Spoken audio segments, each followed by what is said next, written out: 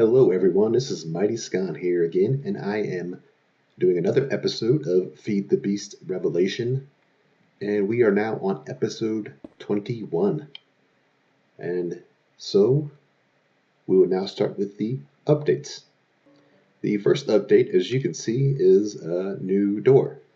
And I wanted to start off with an entranceway that resembles, from the Fallout series, a vault door. So this is kind of what it's going to look like. And I still have some work to be done with it, but I have decided to go with the Vault Tech base, if you will. And I will do some external stuff as well. Maybe make it look a little more post-apocalyptic around here. So that'll be a work in progress, but this is the first thing. So this is the entranceway, and I've also decided to do these high-tech doors from Malice's doors, I think. And you can right-click on them and open them, and then you can close them. The unfortunate part is they are 2 blocks high. And this is factory blocks, so this is all factory blocks. This is just the sturdy factory block. This is the yellow, black caution stripes. These are the grates. And then this is the fast fan from factory block. So these are all factory blocks, and I like factory blocks, which come from Chisel. It's these right here, and of course you can make a lot of things with them, but they kind of resemble an old factory style of building, circuits and wires and stuff like that. So this is what I will start the theme off with. Alright, on to the actual episode now. And in this episode, I would like to talk about some building utilities. This will kind of help us get prepared for astral sorcery and to finally take on the dragon. And also I wanted to look at enchanting and the various ways we can enchant things. So this will be a pretty packed episode, but I think we can accomplish everything within it. Okay, the first thing we are wanting to build is the exchangers. So exchanger, there's many different types, and essentially what these things do is they will trade out a block for another. There's also the swapping wand that you can use which is from Not Enough Wands. And I actually already have one of these, so I will demonstrate both of them.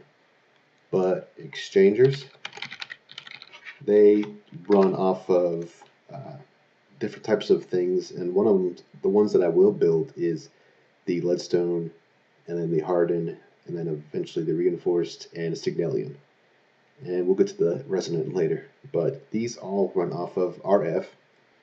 Since we have no issues with power at this point, I believe we can build these, and then we are able to continue building our base and also some of the astral sorcery stuff. This will help with that. So let's get started with building the leadstone exchanger. This does require a few things that we've never seen, which is the flux capacitor and the thermal exchanger core. This is just a part of the block, and so it just requires copper, lead, and then resonant ender. And all this is just 4 ender pearls, and then a bucket in a fluid transposer. And so I will show you how this works, and then we will craft this device, which we definitely will probably need this one for this block, and then this one also for another block.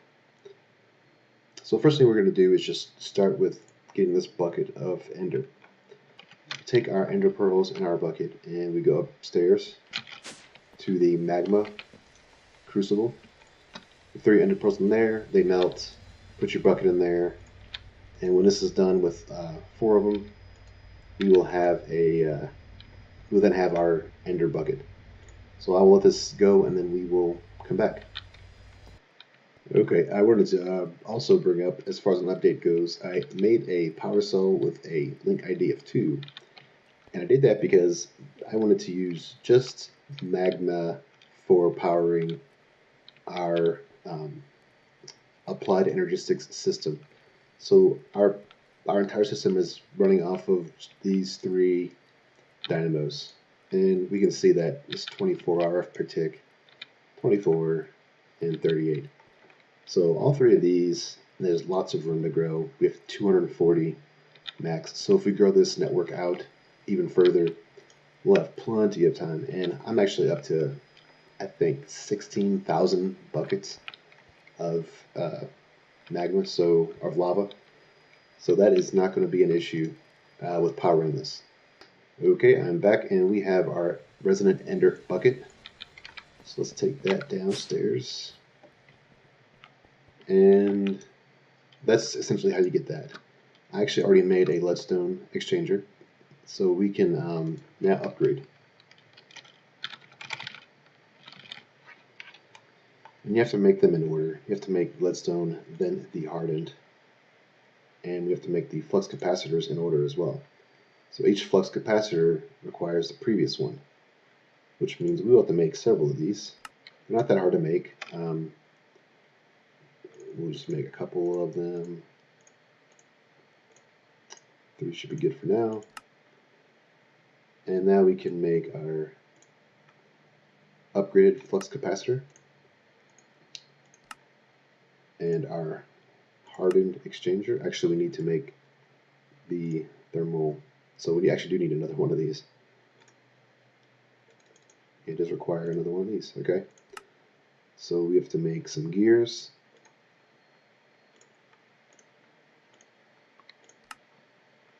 And 4 gears. Let's see how fast this is crafting this stuff. Okay, that. Then that.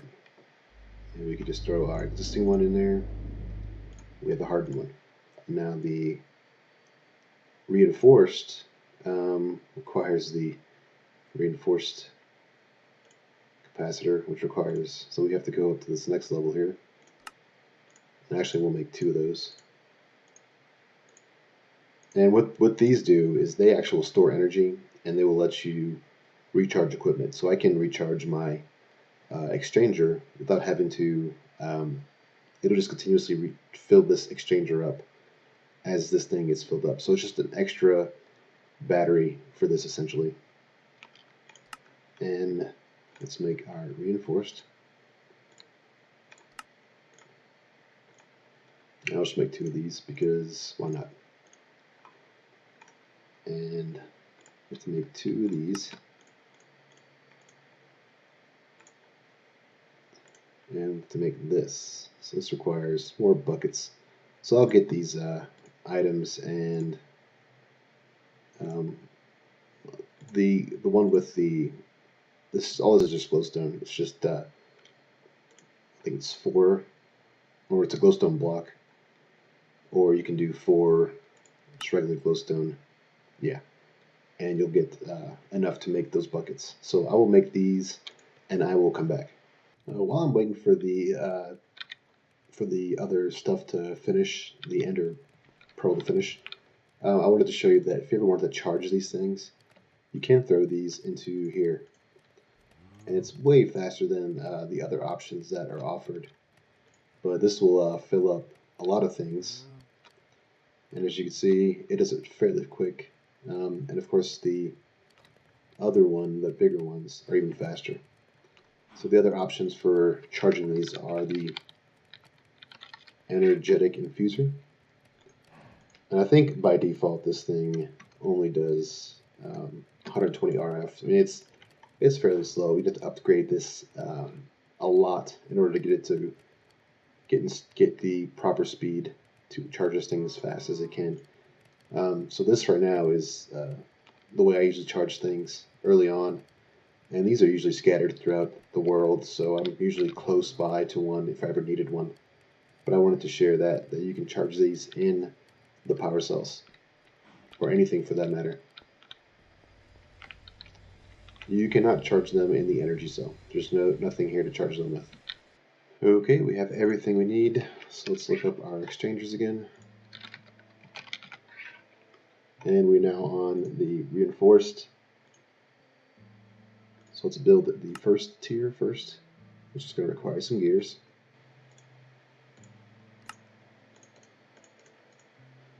And then we have the requires bronze gears and invar gears. Hope we have enough bronze. Okay. We have enough invar. Here we go. And now we can make the thermal expansion exchanger. Okay.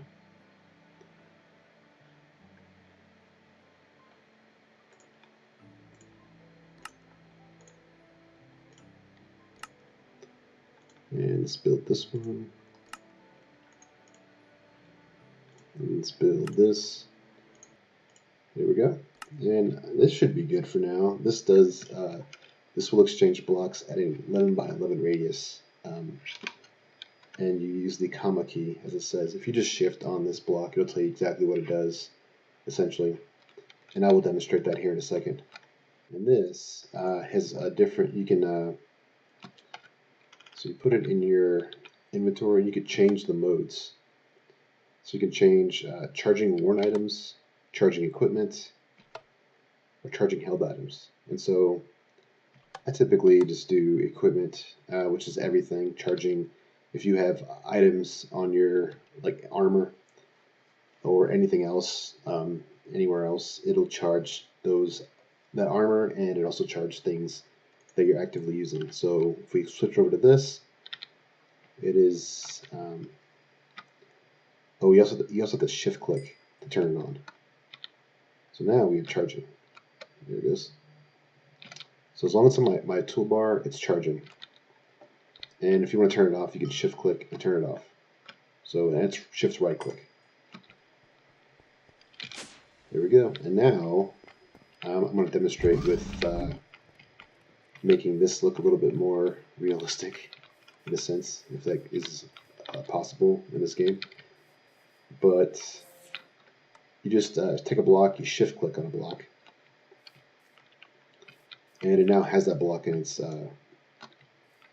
Let's see, well, they are bugged. Okay, so I can't use it for this particular thing, but I can use it for other things. So I'll just demonstrate with that. Okay, let's say we are out here, and I want to expand this garden out further. So I can just take this block, and I have some in my inventory, and then I can just exchange it. So it's exchanging the grass blocks, which is actually putting in my inventory, for the stone bricks. And so this lets me quickly switch this out instead of having to dig it up and then actually go down and dig it up and then place more blocks. This is just a quick exchange.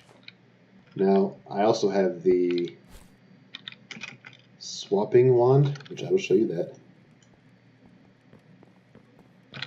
The not enough wands does require experience, so keep that in mind.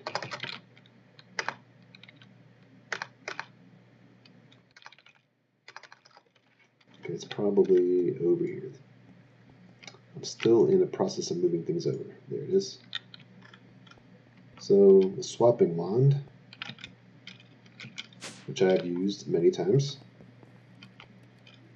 does the exact same thing as the exchanger. So if you were to sneak click on a block, so this one knows that it's andesite, and you can also mouse over to see what the mode key is, which is equals.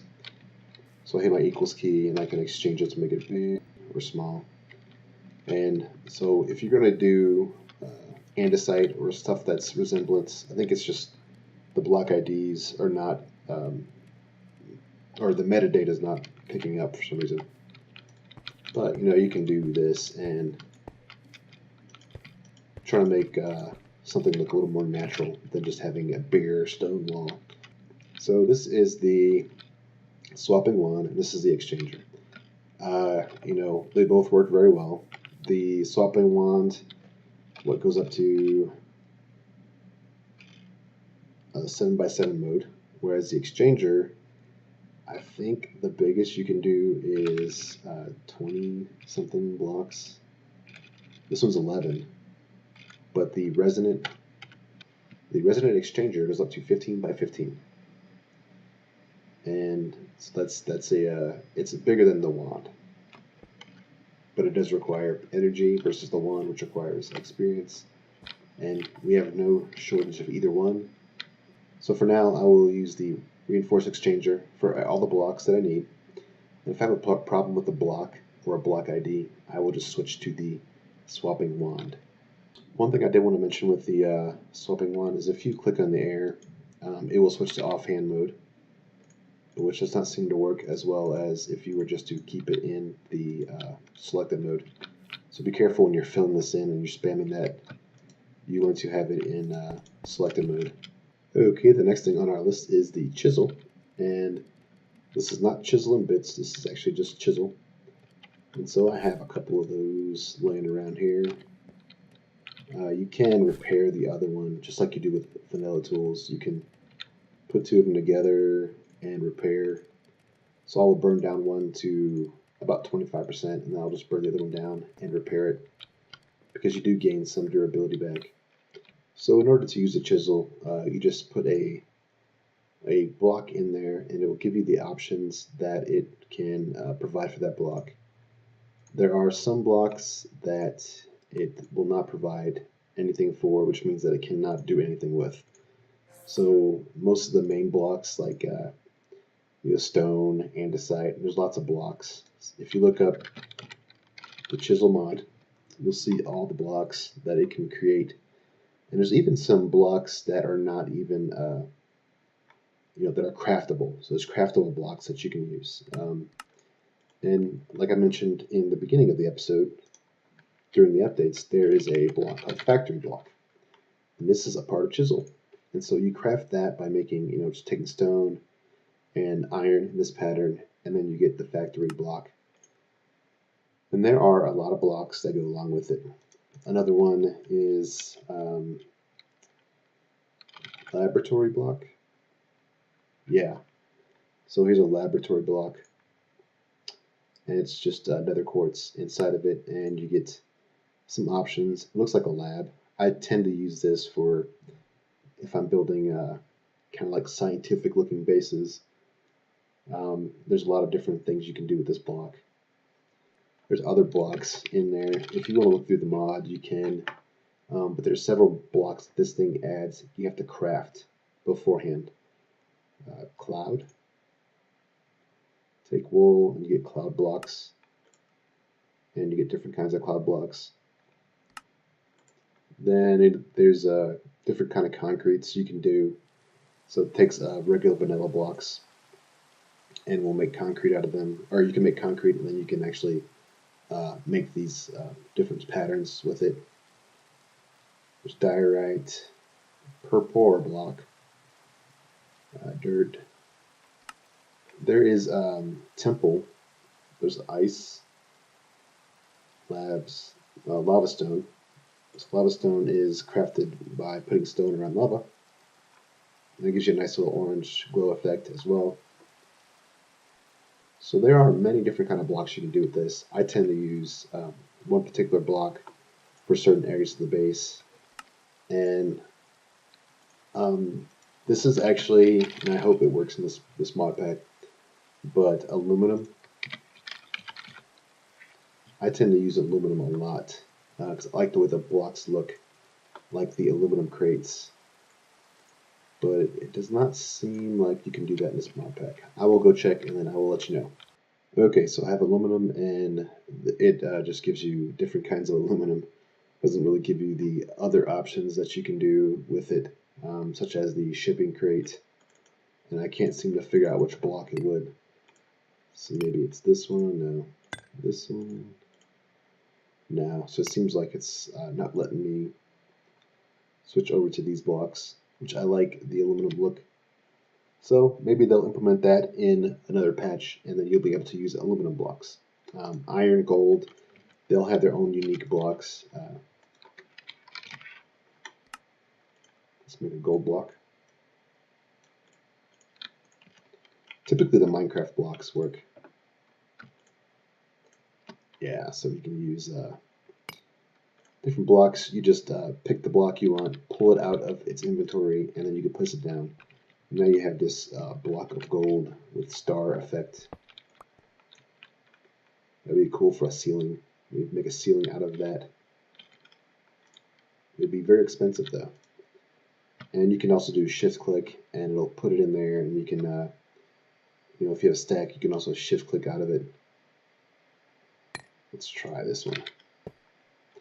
And a lot of times it's just a lot of trial and error to see what works with your base. So I like Chisel. Chisels is definitely a great mod. And I don't think I can convert this back to the Minecraft version. So I'll have a block of gold. Can I convert it back to gold? Yes, I can. So there you go. You should be able to convert these blocks back into their original forms, or the ingots. The next mod we're going to look at is Chisel and Bits. And Chisel and Bits. Let's pull up that mod. I don't know what the short-term name is for it. But you get these different types of chisels, which are different than the ones you get from the actual chisel mod. And these are you know, made with the similar materials, stick and iron. And you also want to make the chiseled bit bag as well. So that requires wool and a chiseled stone. So let's make one of the chisels from Chisel and Bits.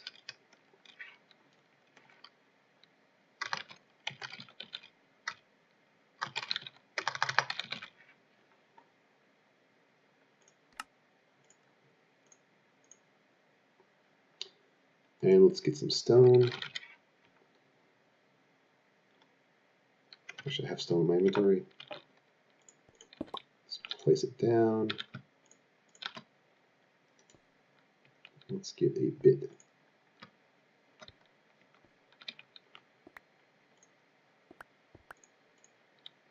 So we have a few bits on there, and here's our bits. And now we can make a bag.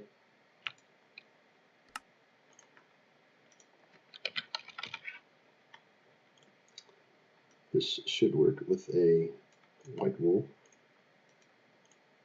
There we go. We have our bag. And now we can put our chisel bits inside of it.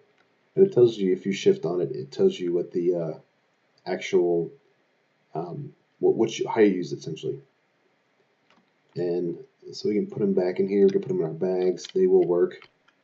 And I think if you alt click, you get the chisel, nope, wrong one.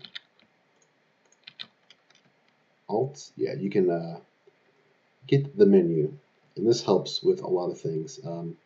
Like, let's say we wanted to just get a line. And as you can see in the menu, it shows a line.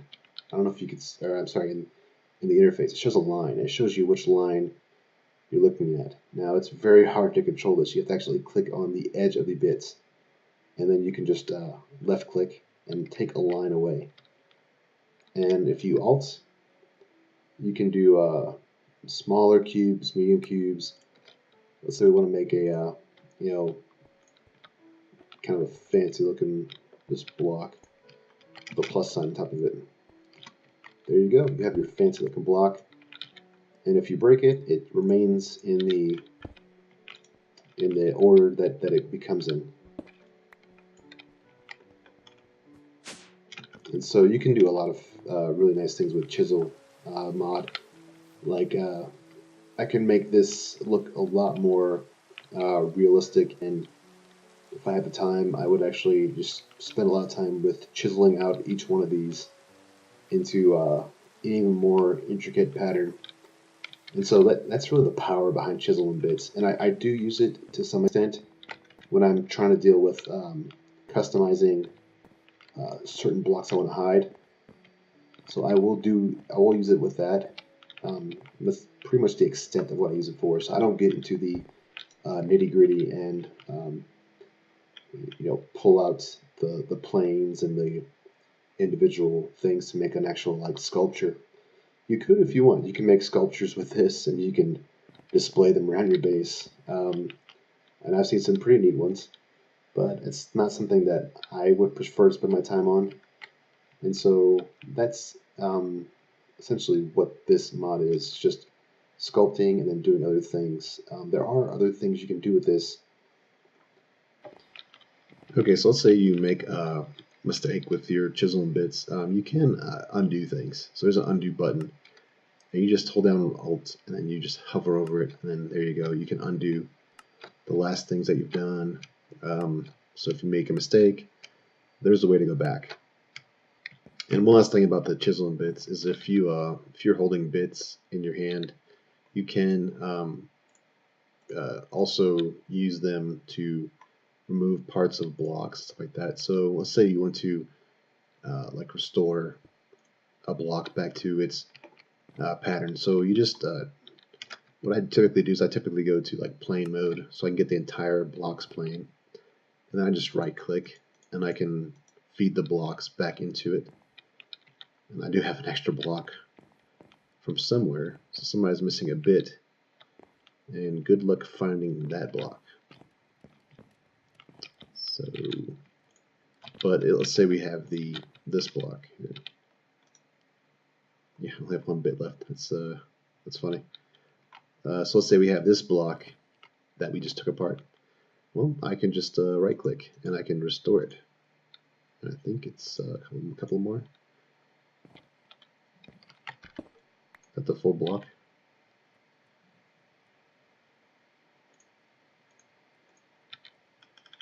You can place another block next to it and then kind of compare. Oh, one off. So let's get our bits. Okay. And then let's just throw that up here. There we go. We have completed. So it's bag's empty. I don't know where this bit came from. It may tell me, yeah, this is right here. If you look at the tooltip, it tells you chiseled wood, spruce plank. So I'll just need to place this down and try to figure out where this bit went. Okay, I should be able to just do a right click, or left click, and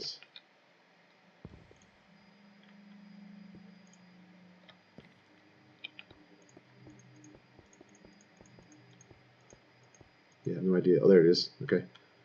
Then I can just restore it back to its original state.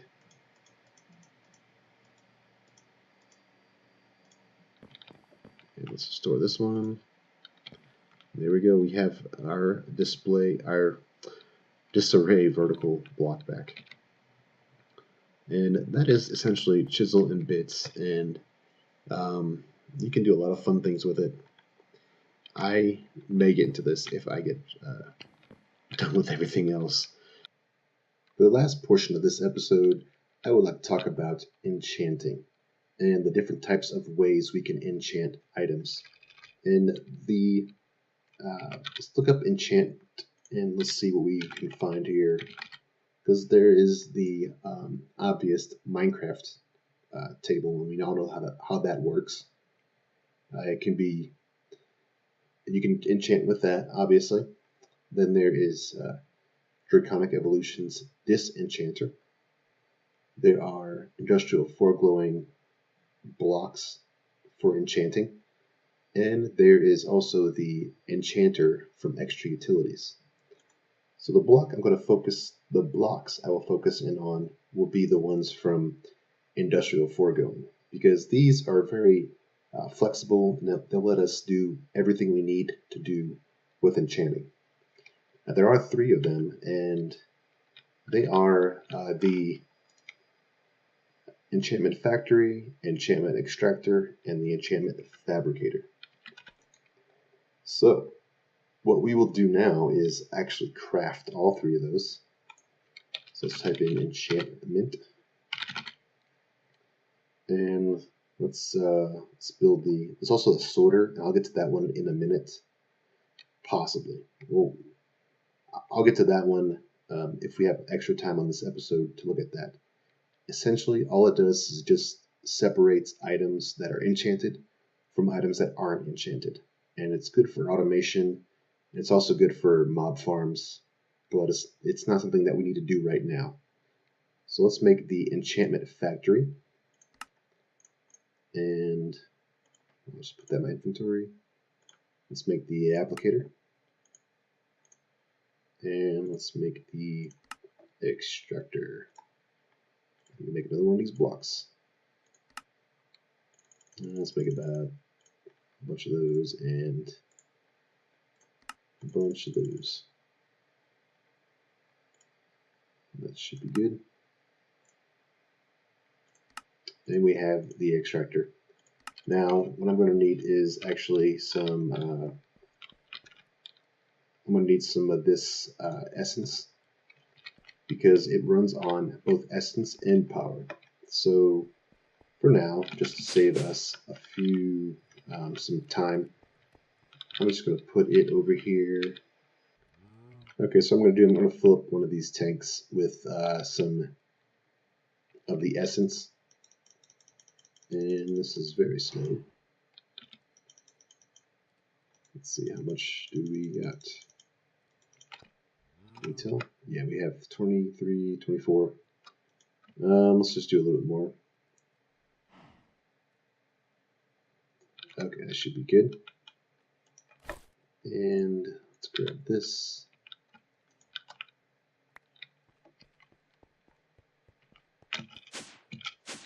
Alright, so they are here. I think I can. So what you can do with this is you can put this into here, and it will actually pull the fluids out. And well, it took a lot of fluids.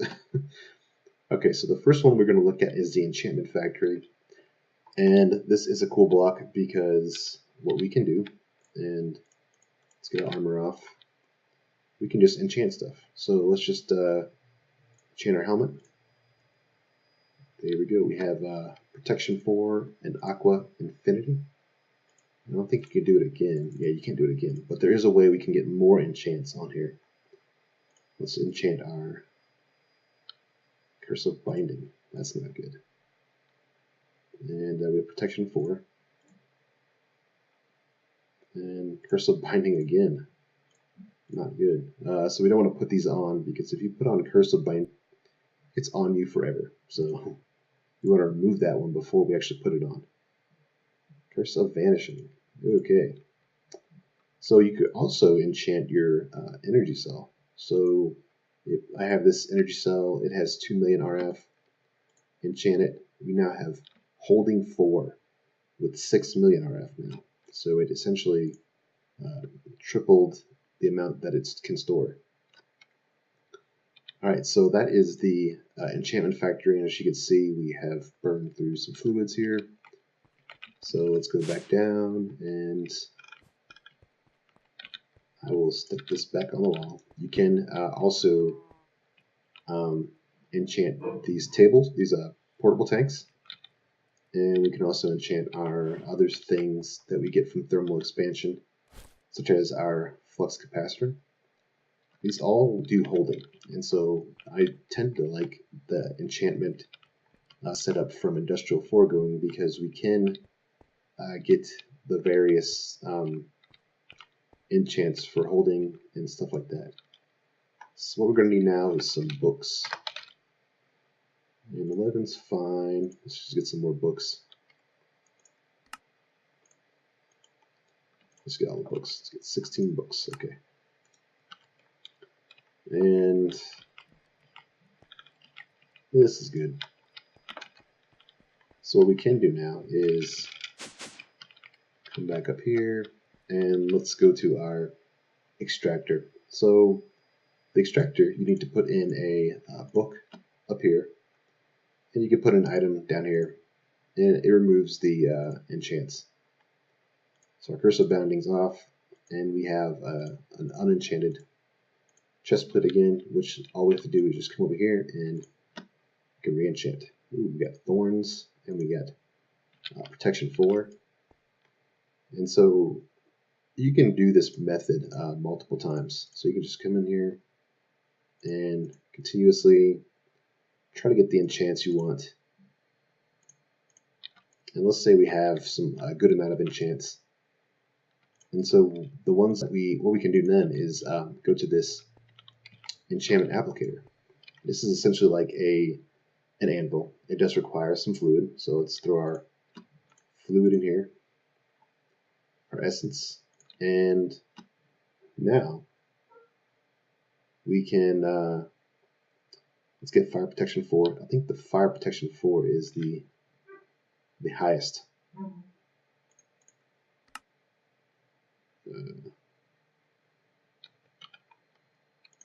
So if you want to look up the highest, you just look up hashtag fire. I think that's not hashtag, it's a $, but hashtag fire. And you can look up everything with fire in the wording. So yeah, 4 is the highest you can get. And all we have to do now is just say, okay, this is the highest we can get. So let's put in our, I think it's this one, maybe it's this one. Okay, it's that one. And then we can put in our book, and bam, we have an extra one added on. And so you can do this. You can actually have every single enchant that's beneficial, or even curses if you want, all on this one chest plate. And what this does, this gives us just nearly invincibility. And then of course we want to remove the curses. So you put them through this process again, and you can we'll keep blast protection 4 on that one. So this is the process really for getting the enchants you want, and for also working and trying to better your equipment for the next phase, which will be fighting the dragon. And of course, you can enchant many other things like this tank. And there we go. We have holding 4, and so that's a lot of buckets, 540 buckets. This isn't even the maximum maximum tank either. There's still 2 versions, I guess, above this one. And so you can eventually hold up a lot of liquids in this tank.